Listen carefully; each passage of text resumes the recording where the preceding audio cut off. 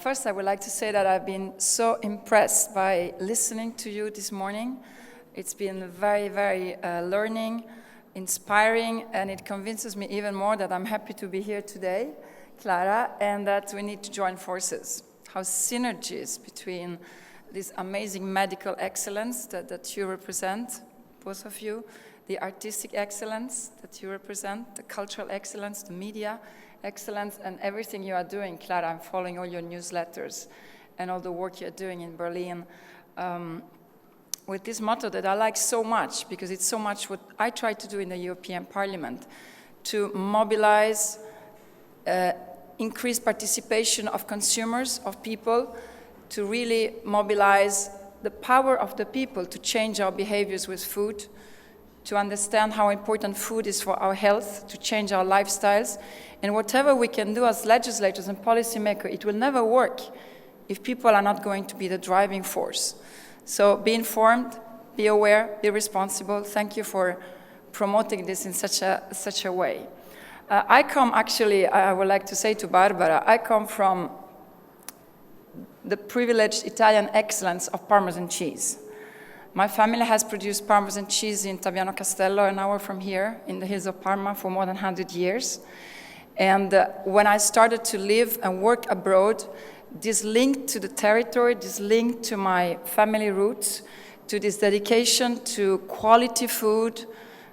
When I grew up as a child, I was picking up milk in the farms and bringing it to where we were doing the Parmesan cheese, and I've seen it a million times.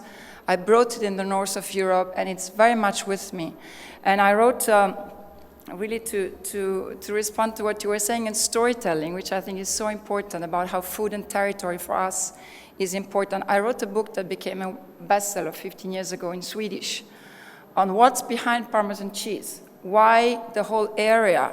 Why is it for us people, culture, territory, and much more than food? And how much it's one of the symbols of Italian excellence.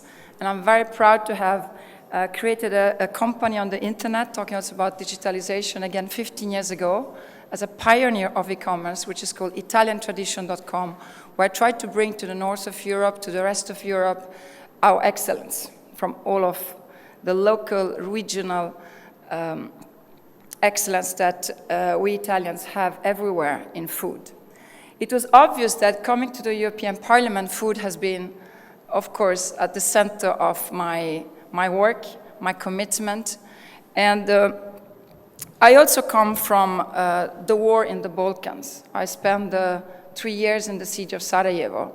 So the issue of waste is something that is very, very close to my heart, and where I feel an ethical commitment to deal with. I also feel an ethical commitment to deal with the big pandemics and sickness of our time that are in our part of the world linked to abundance of food. And you were mentioning, Clara, obesity, diabetes.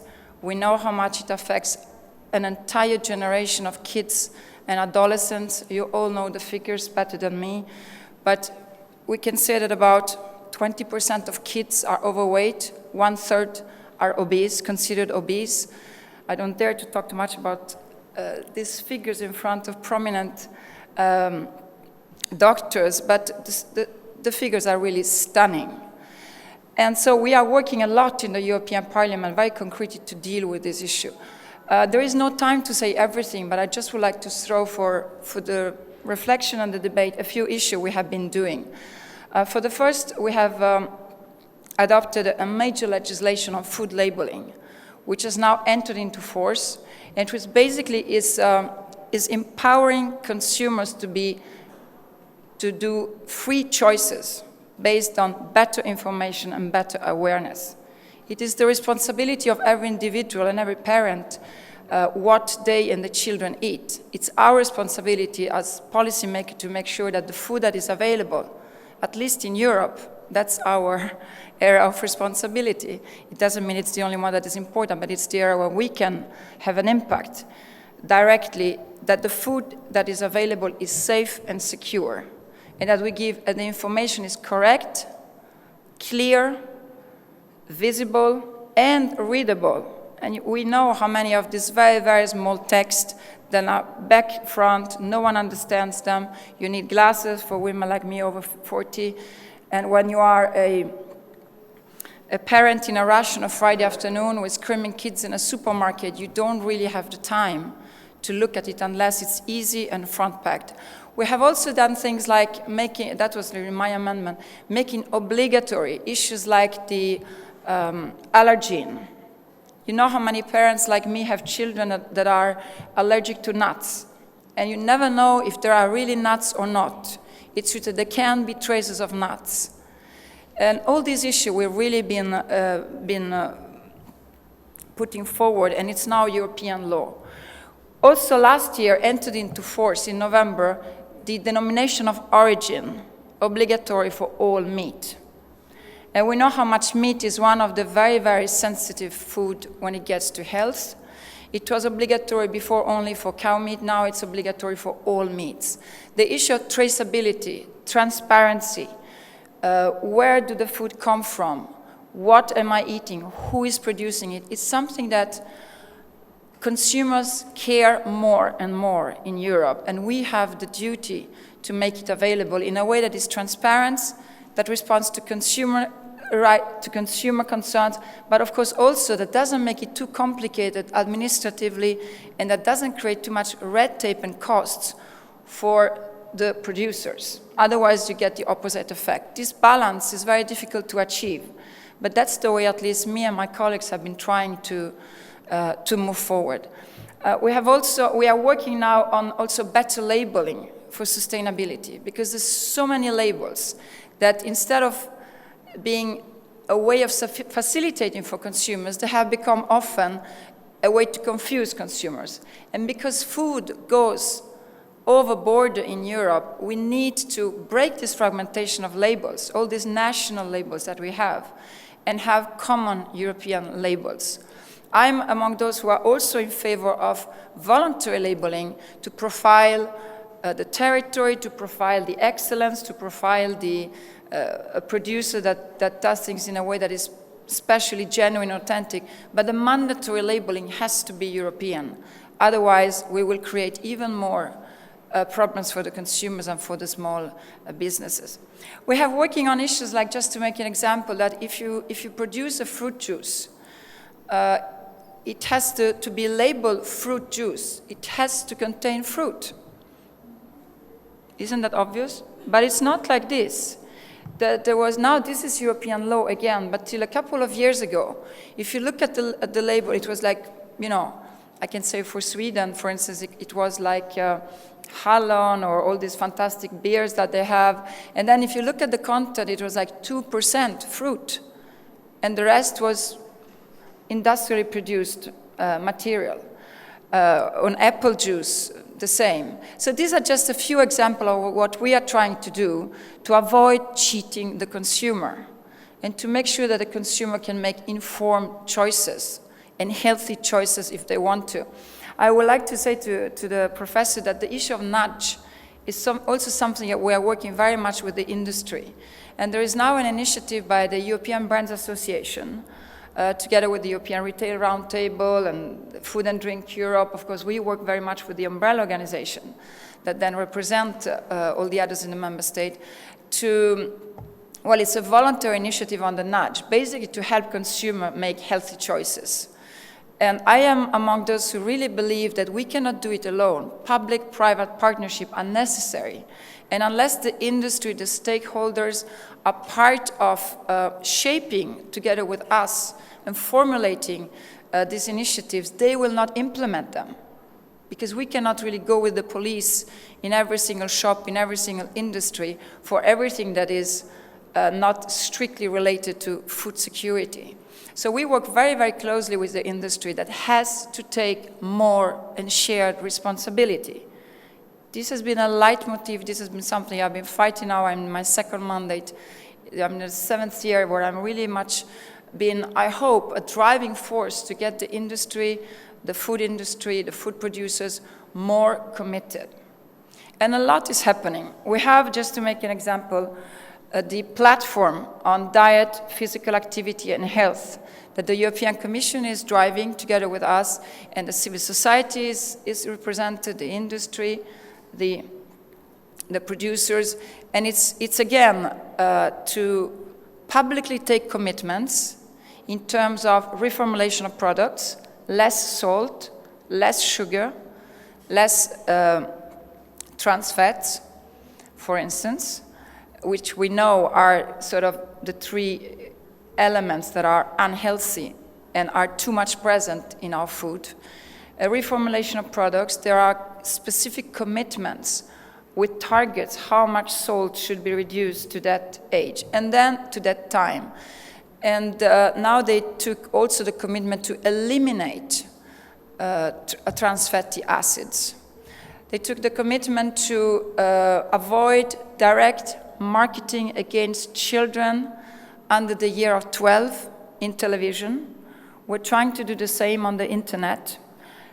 Just to make a few examples, but they're not exclusive because there's a lot of companies who really are making progress.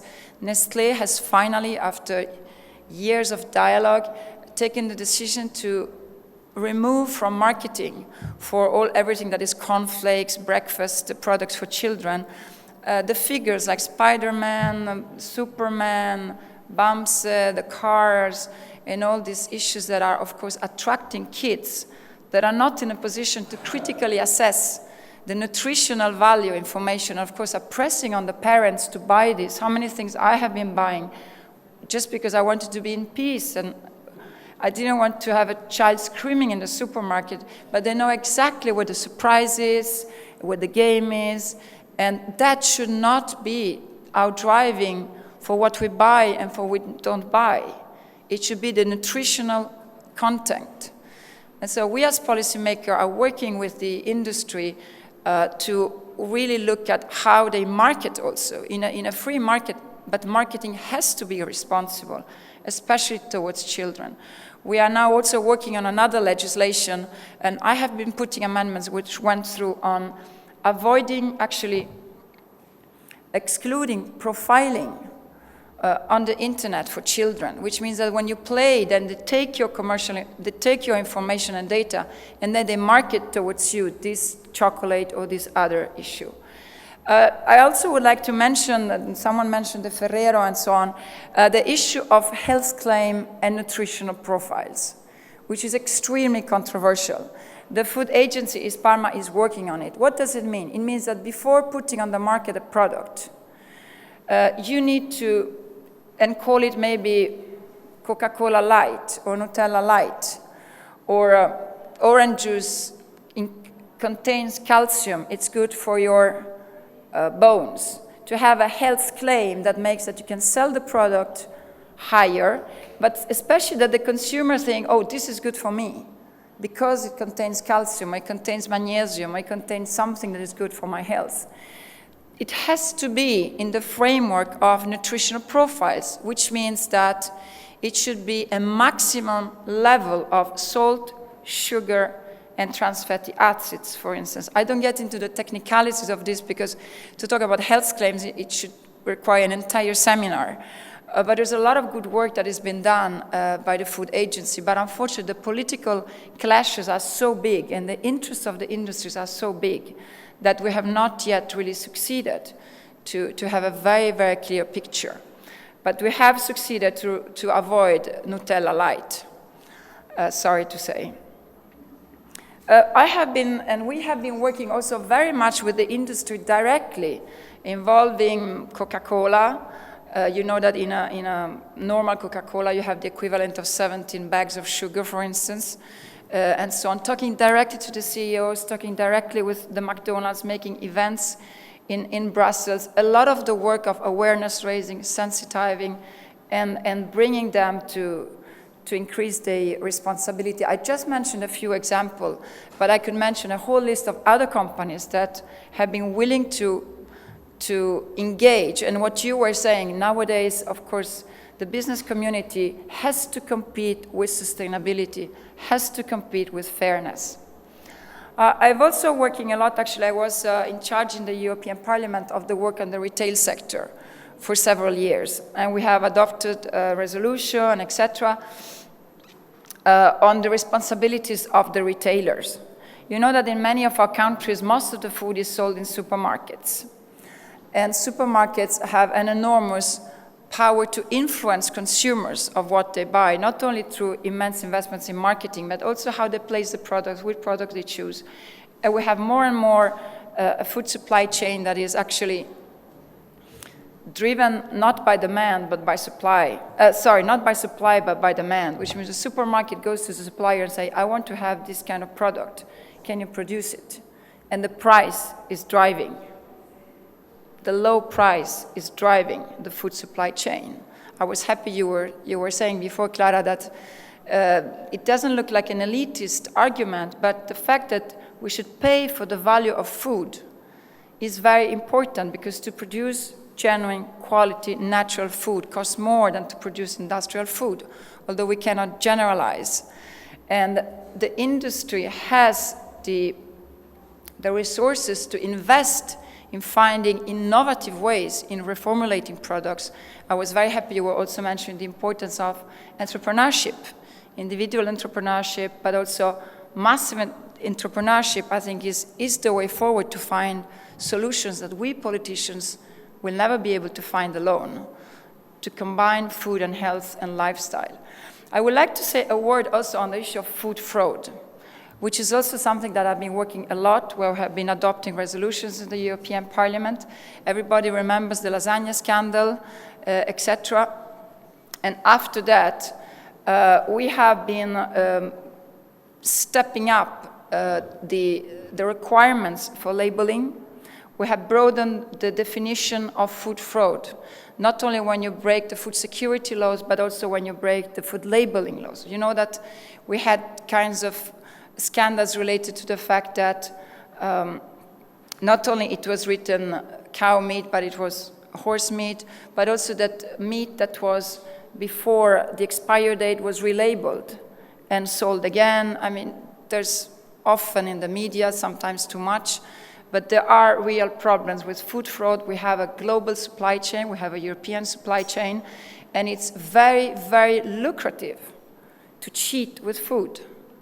So, rotten eggs that I used to do cakes and so on and so forth. There's a lot of examples. I don't take the time here, but they are of public knowledge. So what we did, we also tried to increase the sanctions in a way that it is dissuasive, that the profit of cheating should never be bigger than the sanction of cheating.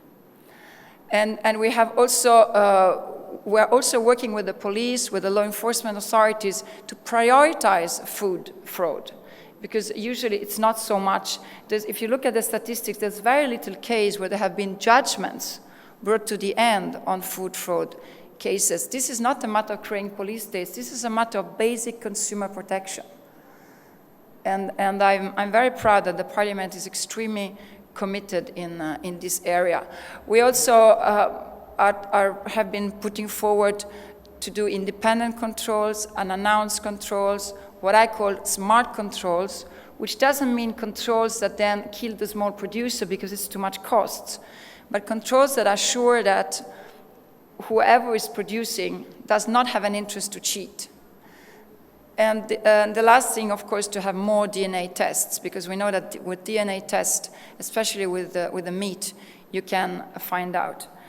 I'm going very quickly now on issues that would require so much more time, because I want to have time to talk about one of my subjects close to my heart, which is food waste. I'm so happy that this is the theme of the Expo in Milan. I hope that all over the world, I hope that Northern Europe, definitely that Swedes, which is my new home country and my country of election, will come, both people and industry, to really to meet in this amazing meeting point that the Expo in Milan has been, to save the world, to feed the world, and to raise awareness and find common solutions on how we will tackle with the fact that there will be 9 billion people soon. And we will need to produce in 40 years more than what we have been producing in 10,000 years to feed the people. As you were saying, everybody has the right at least to have something on their plate that is dignified. We have 80 million people in Europe that are not eating sufficiently. It's definitely a global hunger problem, but it's also a problem of poverty in the European Union. So, since I come from this farmers' culture, where it was obvious to use all the animal, to reuse the food, the bread that was from the day before was put in the milk, etc., etc. You will always, always, always reuse everything. I am absolutely disgusted and scandalized the way we are throwing away food. People are often laughing at me, but not anymore. When I started, people were saying, oh, you're a member of the European Parliament and you deal with food waste. Like, this is not banking system, it's not the Eurozone, it's not Greece. No, I deal with food waste. I'm proud of it. I think it's my responsibility as policymaker, as elected member of the European Parliament by the people with preferences. So I've been working a lot at grassroots level also to raise awareness, to inform. I never saw someone that when you say, at home actually, that's where you waste more. The biggest part of food waste is by normal people at home. And we throw away 50% more or less of what we produce. And we throw away 50% of what we throw away is fruits and vegetables. And there again, the industry, the retailers have an enormous responsibility. I am proud that we managed to get through two voluntary initiatives by both Food and Drink Europe, which represents really all the food and drink industry, and the European Retail Roundtable, Eurocommerce, etc. On two big initiatives, Every Crunch Counts and the Retailers Against Food, where it's not only principles of good conduct, it's really monitoring and reporting systems of what they can do. The retailers meet millions of people every day. They can really help in smart shopping, in helping the consumers to understand how to conserve, how to preserve products. We are also working very much with the packaging industry. I met two weeks ago, I met the CEO of Tetra Pak. We have been doing events in the European Parliament a lot with all the experts in order to find innovative solutions, but also to see constantly to monitor.